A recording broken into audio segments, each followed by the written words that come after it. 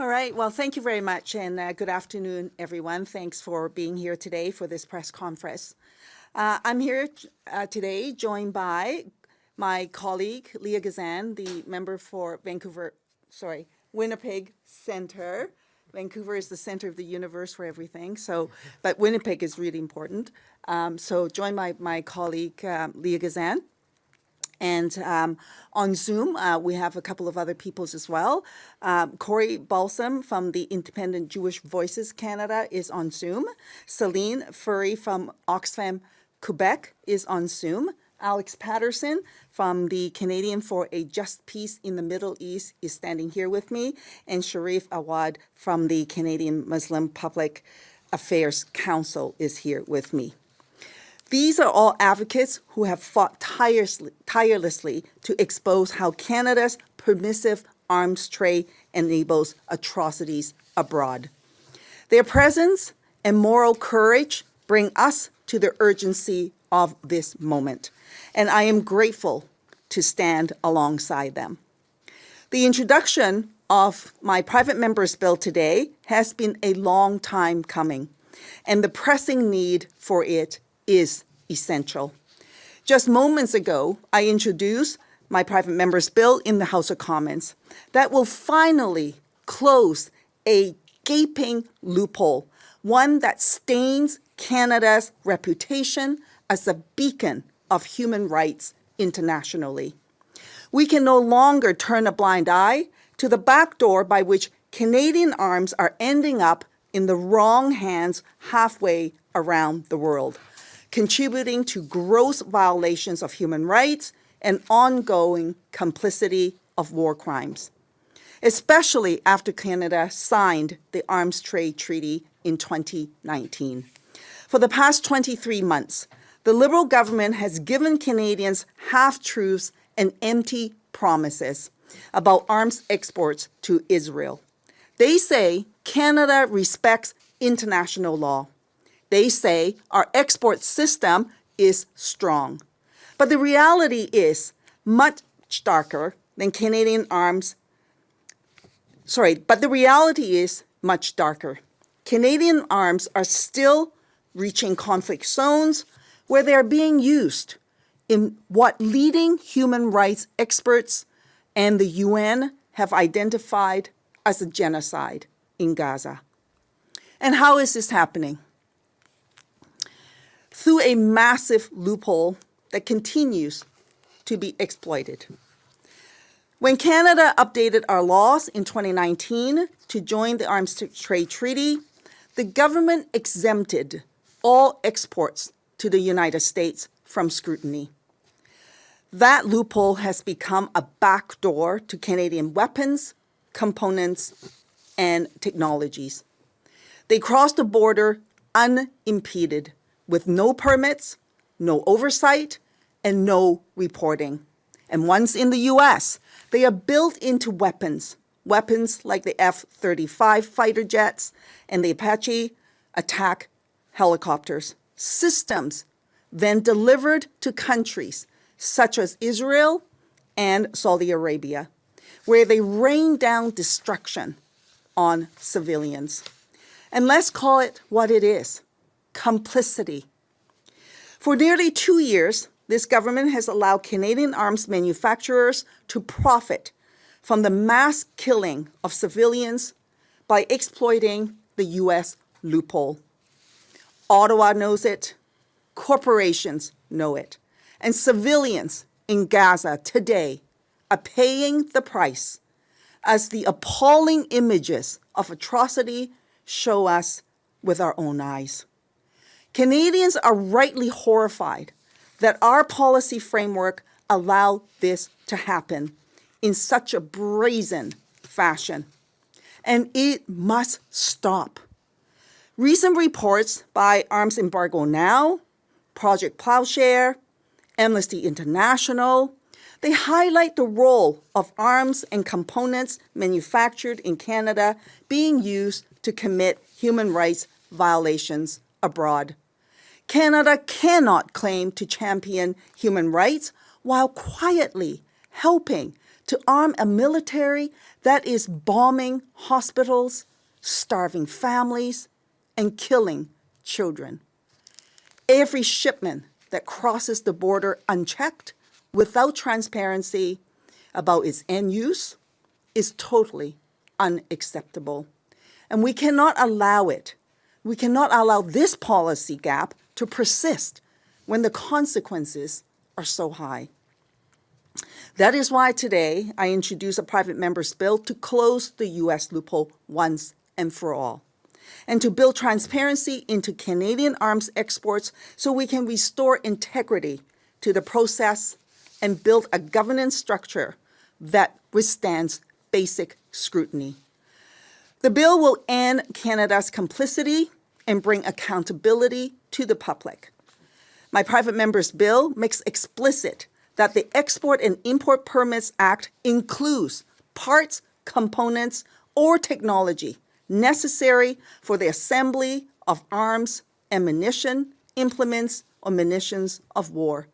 It will prevent the issuance of general brokering permits for military goods and technology if there is a substantial risk that the export or the brokering of the goods or technology could result in the violation of the Arms Trade Treaty.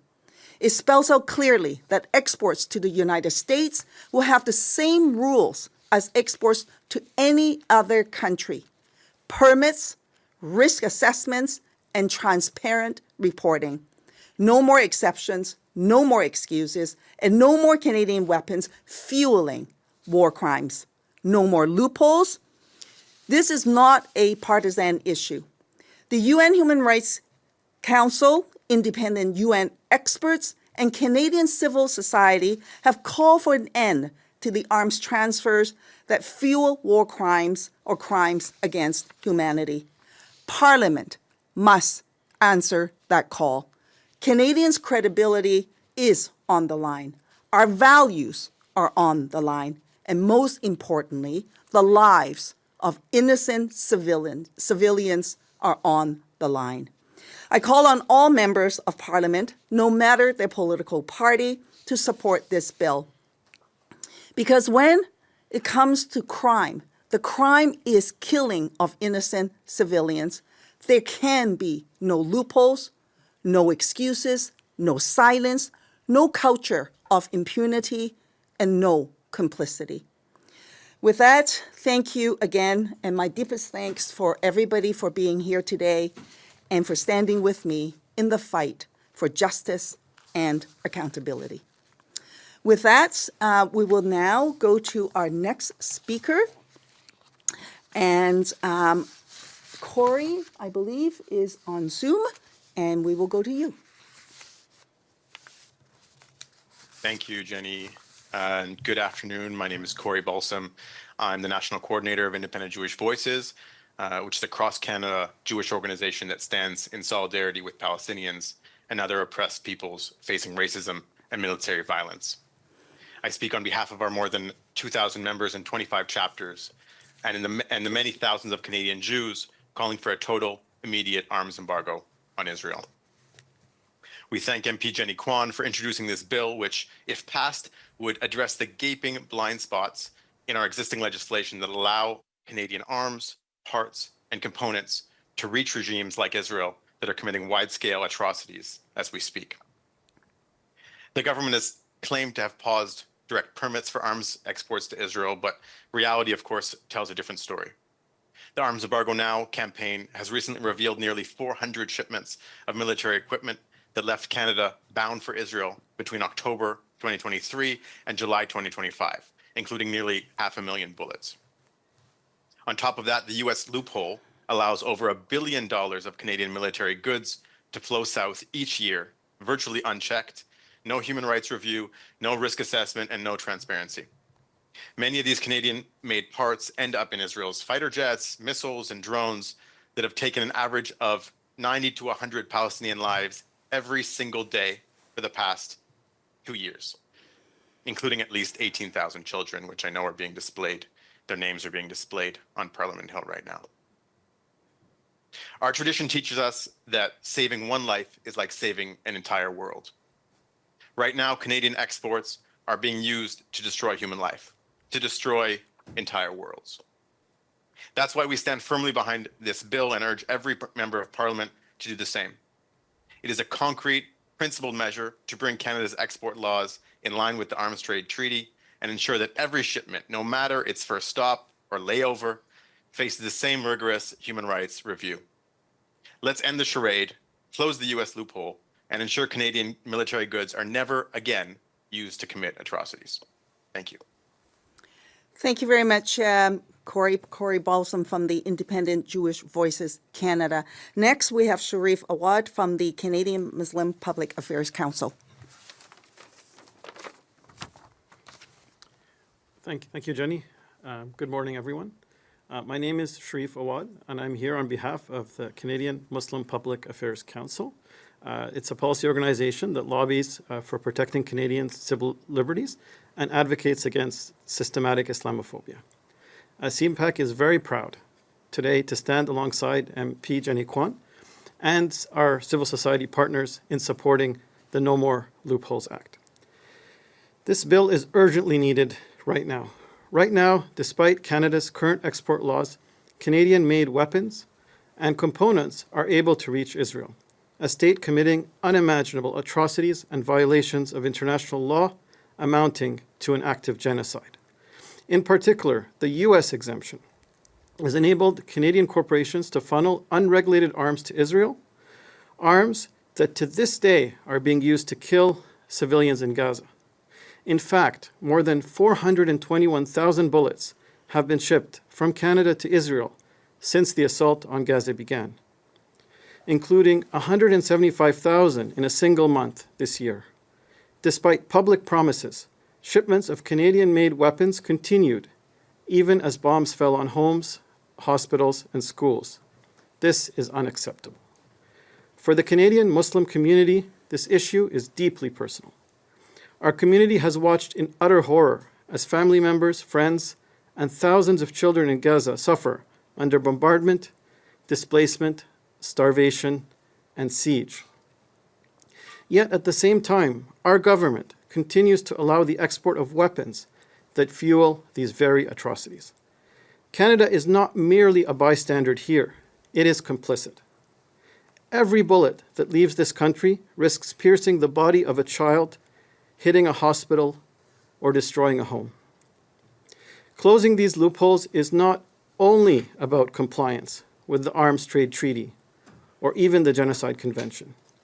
It is about ensuring that Canadian Muslims, and in fact all Canadians, can trust that our country will not enable war crimes, genocide, or crimes against humanity.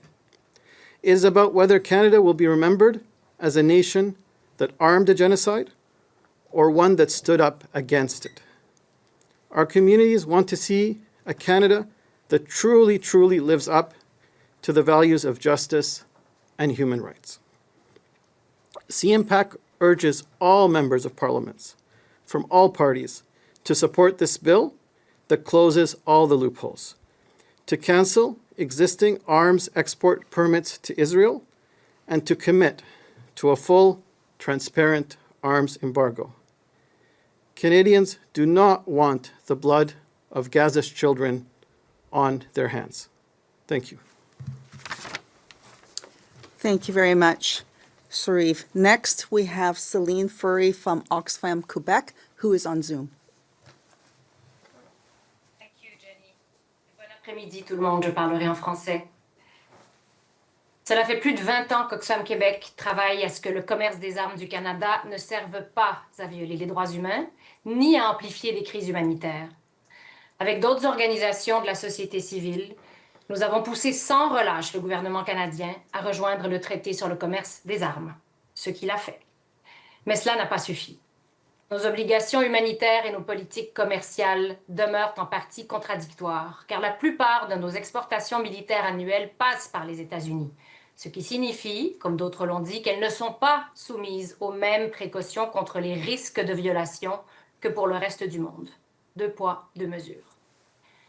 Oxfam Québec n'est pas seulement une organisation canadienne. Nous faisons partie d'un mouvement mondial, Oxfam, qui depuis la Seconde Guerre mondiale répond aux crises humanitaires dans le monde entier.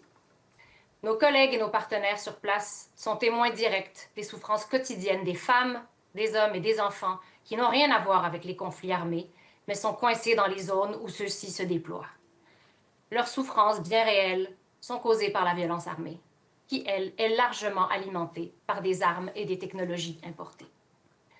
Au Yémen, par exemple, le conflit armé qui dure depuis plus de 10 ans a plongé la population dans une crise humanitaire et économique dévastatrice. Plus de 18 millions de personnes souffrent d'une insécurité alimentaire aiguë. L'insécurité causée par les armes complique aussi l'accès de l'aide humanitaire, ce qui limite notre capacité, comme travailleurs humanitaires, à préserver des vies et des moyens de subsistance. Il est impossible et impensable pour Oxfam de fournir d'une main de l'eau potable, des articles d'hygiène, du soutien psychosocial ou encore du bétail aux victimes des crises, sans, de l'autre main, tenter d'éviter à la source les blessures et traumatismes, la perte de moyens de subsistance, la destruction des hôpitaux, écoles et routes et les déplacements forcés. De la même façon, il est impossible pour le Canada, qui finance chaque année un programme humanitaire plus vital que jamais alors que d'autres bailleurs se retirent, impossible de ne pas faire la même chose. Réparer et répondre oui, mais aussi contribuer à limiter en amont les dégâts des conflits armés. Nous avons maintes fois alerté le gouvernement canadien sur les risques importants de ces exportations militaires en lien avec les souffrances civiles que l'on voit. Les armes vendues à l'Arabie saoudite dans le cadre du conflit au Yémen ou celles envoyées à Israël dans le contexte des crimes de guerre à Gaza en sont des exemples. Mais ces actions ponctuelles ne suffisent pas. Tant que la loi générale qui encadre le commerce des armes du Canada restera incomplète, les contradictions persisteront. Le projet de loi déposé aujourd'hui par Mme Kwan est une occasion unique, celle pour le Canada d'assurer enfin une vraie cohérence entre son engagement reconnu envers les droits humains et le droit international et son économie. Une occasion aussi pour les Canadiennes et les Canadiens de savoir que notre pays ne contribue pas à la souffrance de milliers d'innocents à travers le monde. Merci. Thank you very much, Merci beaucoup, Céline.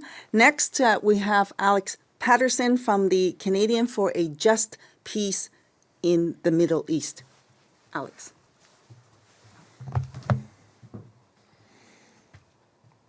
Thank you. Yes, I'm Alex Paterson. I'm a campaigner with Canadians for Justice and Peace in the Middle East and steering member of the Coalition for Arms Embargo Now. Our coalition represents millions of Canadians opposed to Canadian-made weapons being used in Israel's genocide. We're grateful to Jenny Kwan for bringing the No More Loopholes Act forward in Parliament. We feel this bill is imperative at this moment of challenge for the global system of international law. As Canadians, we built the UN system on which international law and trade is based. One of our most famous prime ministers, Lester Pearson, was a leader in building the UN and developing peacekeeping. The fate of Palestine and Israel's wars with its neighbors defined the birth of the UN and Pearson's legacy. At this time, Israel's genocide in Gaza can also kill the UN and international law. Canada built this multilateral system to protect our shared values and interests with our allies. Canada has supported the UN and international law because it brings peace and order to the world and encourages good government globally. Canadian support for international law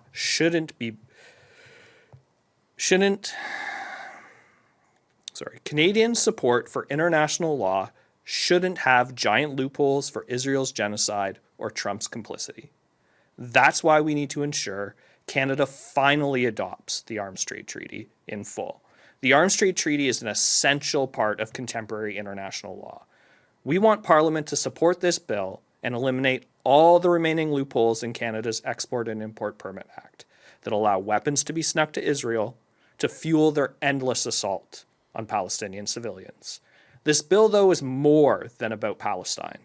It's a simple question about what system and what values we will uphold here at home. The moral proposition is clear.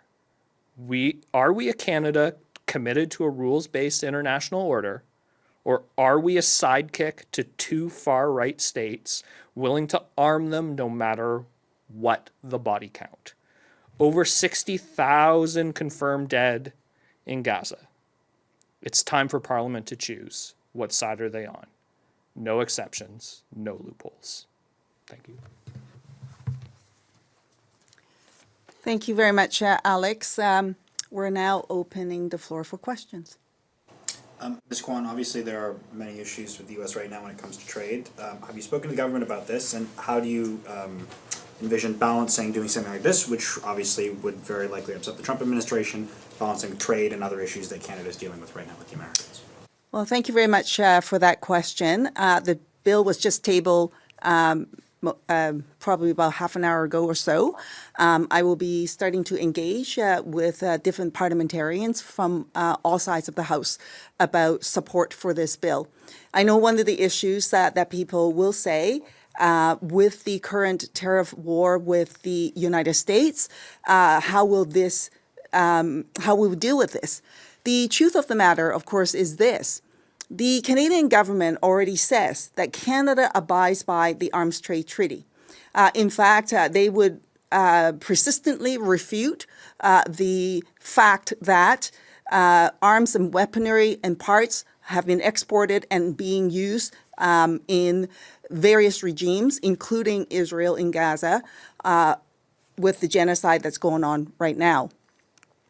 But if the government takes the view that they are abiding by the Arms Trade Treaty and the commitment is to honor the Arms Trade Treaty as they have committed in 2019, that would mean then that the exports coming from Canada to other countries would not violate the Arms Trade Treaty.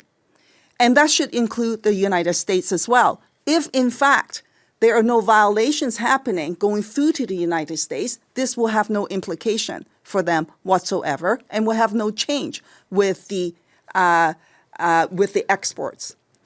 If, on the other hand, that this is in violation of the Arms Trade Treaty, and if, as we and civil societies have pointed out, that we believe that it is in violation, then we must close the loophole.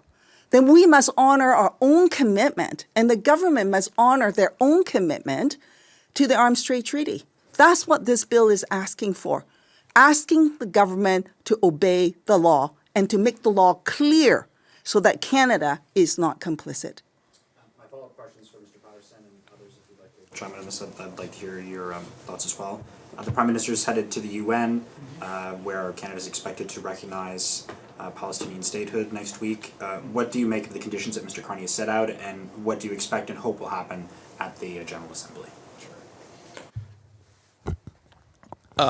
Recognizing Palestinian statehood will end up being symbolic and meaningless if Canada continues to arm the genocide of the Palestinian people. You can commit a genocide in a recognized state. I think the thing that we're trying to talk about here is that the most important thing for Canada to do in this multilateral system now is end its complicity in the genocide and then implement different types of policy and acts that can actually end the genocide. So this act, the No More Loopholes Act, is what is necessary to end the U.S. loophole, which allows the majority of Canadian arms to get to Israel, which then can be used in Gaza. And then once that type of complicity is ended, then the recognition of a Palestinian state would make more sense. But the Carney government's doing it backwards. Maybe Khalid, he's the head of CMPAC. Khalid, would you like to take this question? Okay. Just No? talking to the mic. Oh, he's here. Okay, perfect. Yeah. Okay, the same question about the Palestinian state recognition? Yes, correct. Yeah. Okay, the voice that you received was quite unclear. So basically, is it a commentary about Palestinian state recognition at the UN? Yes, just your reaction to that and how you think it will go forward. Yes. So we, as Alex mentioned, the recognition of the Palestinian state alone is not enough or adequate. We are dealing with an ongoing genocide where 80 to 100 Palestinians, mostly children and almost entirely civilians, are killed every day. And many actions need to be taken, and recognition is one symbolic action that has to be coupled with other meaningful actions. The loophole, closing the loophole act, is the first thing that we all agree to commit to. And then also Canada can lead actions at the UN level, basically to signal to the Israeli government that they have to end the genocide. And there are a whole lot of suggestions in whether diplomatic actions or trade actions as well that should accompany the Palestinian state. There is no path for peace without actions that aim to end the genocide. Can I ask Jenny, Leah, and everyone else, anyone who wishes to comment, the government just not too long ago tabled a hate crimes bill. One of the things that it does is it makes it illegal to intimidate or obstruct people entering places of worship, which includes synagogues, mosques, community centers, anything like that. It also included provisions against the quote, willful promotion of hate through the display of government designated terror groups symbols. I'm just wondering both the NDP's reaction and also as Muslims, but also people here advocating for the Palestinian cause, what you think about legislation on this. Happy to take all of yours. Well, thank you for that question. Our critic on that file is Laurie Ickloud as the justice critic. So we're going to, as the NDP, defer comments to our colleague Laurie. So we will not be commenting on the bill at this point. Do you guys have any thoughts on that? Would you like to comment? Or? Did you want to? Sure. I mean, if you want to, but... So with regards to the newly introduced bill, we've made several public commentary since the introduction of this campaign promise of the Liberals early off, and we clearly said that the Muslim community does not view this bill as a bill to protect worshippers. We view this bill within this context of the ongoing genocide in Gaza as a political gesture from the liberal government. It does not offer any additional protection, as we see, that exists in the current law. And at the same time, we are definitely pro-protection of our places of worship and Jewish places of worship and all places of worship. We also refuse the assumptions that pro-Palestinian protests are basically meant to intimidate the Jewish community. They are entirely directed to end the genocide in Gaza and basically asking the government to take the right steps. So a bill introduced in this context is not meant for protection, and there are many other ways that the government can take to de-escalate the situation, to reduce the tension, to actually fight Islamophobia and anti-Semitism in means that does not require this kind of legislation that limits our rights and freedoms. Can you repeat the quote that you read out? So there was the stuff that was in the campaign promise, the obstruction, intimidation of places of worship and that stuff, but there's also provisions of against displaying the symbols of, there was Nazi imagery and then also any symbols of government designated terror groups, but only in the case of willful promotion of hatred. The Justice Minister couldn't provide examples of what exactly. He said it wasn't a blanket ban, but it has to meet the bar of willful promotion of hatred. And so I'm just curious if you have any reaction to that. All I'll say is I think that the government is dealing with this situation using end-of-the-pipe thinking. I think what would calm domestic tensions the most would be the elimination of Canada's complicity in the genocide. But I also will never agree that it is the pro-Palestine movement is the one causing the rise in anti-Semitism, given we're seeing the rise in Islamophobia at the exact same time. It's there's white supremacist forces that are capitalizing on this conflict and using it as an excuse, and then there's a pro-Palestine movement that's trying to end a genocide, and those are two separate things. And this bill that we're presenting here today is a human rights-based approach to ending Canadian complicity in the genocide.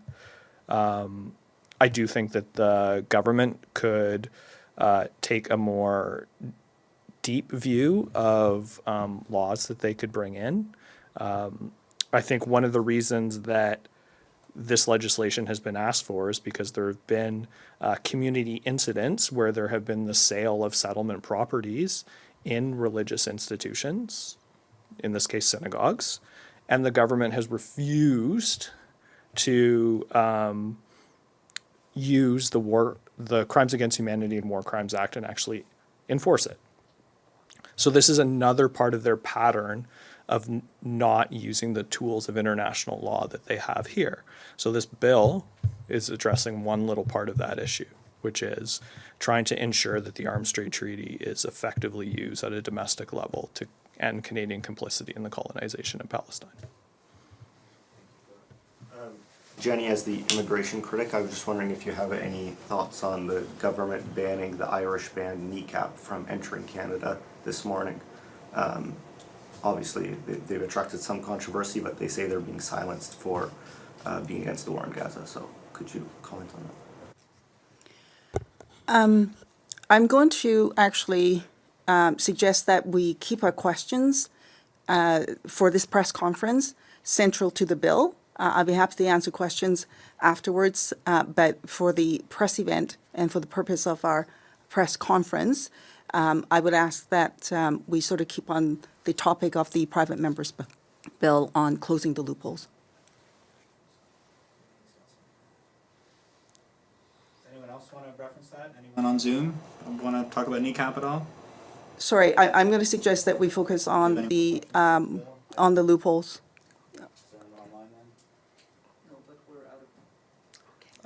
I'm happy to talk about Kneecap in the hall. All right, Thank so you. maybe we can do that in the hall. Yeah, thank you. Thank you. If you want Thank to talk, you. this is the location to do that. Sure, I'll do a Kneecap thing. Sorry, I'm just going to clarify one thing, because we're always told strict as rules around time.